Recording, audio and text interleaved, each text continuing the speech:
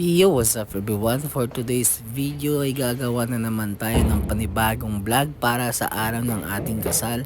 Siyempre, bago po yung kasal magtatato muna tayo at ito pala yung venue ng aming kasal. So dito kami lahat kakain sa mga bisita namin ng ibang lahi itago lang natin yung ating baboy. So ito na po yung ating resulta sa unang tattoo natin, pero syempre abangan nyo na lang sa last part of video.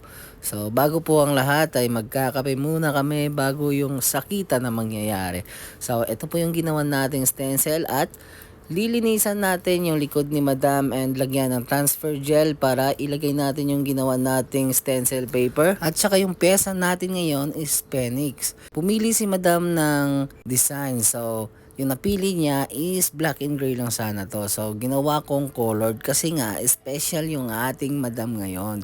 Yan yung ating mapapangasawa bukas. So gagawin ko ang lahat para mapaganda lang yung kanyang tattoo. Sa mga gusto magpatattoo dito sa Oman, mag-message lamang pa kayo sa Oman Tattoo Artist na page.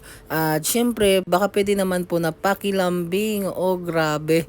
Baka pwede naman po pakishare and follow ng ating page. And ito na po yung ating outcome sa ating ginawang tattoo. Sa susunod po na video nabukasan naman to. Kasi nga, grabe sila magbigay ng tiwala sa atin. Kaya sa mga kababayan natin dyan na gusto magpatattoo sa akin, yung tawaran natin, Madam, is mas maganda na pag-usapan natin yun sa personal. At para naman ma-explain ko yung tattoo na reference nyo kung gaano po kahirap at detalyado. Pero bibigyan ko pa rin kayo ng discount. So sa mga gusto ulit magpatattoo dyan, mag-message lamang po kayo sa Oman Tattoo Artist na page. Maraming salamat. At ngayon po yung butterfly na pinapagawa ni Madam is black and gray. So yung gusto niya mangyari is takpan yung dating pangalan ng kanyang wag ko na lang po sabihin. Gets nyo na po yun siguro.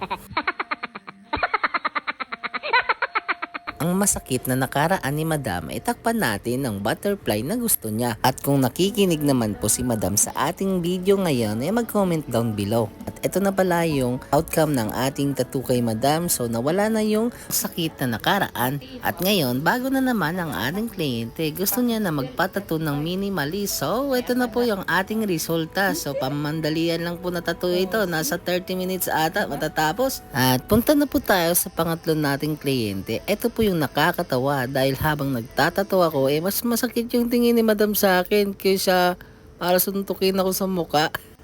Bilib pa rin ako sa ating kliyente ngayon dahil first time niya po magpatattoo at tayo po yung napili ng ating Madam na magtattoo sa kanyang balat.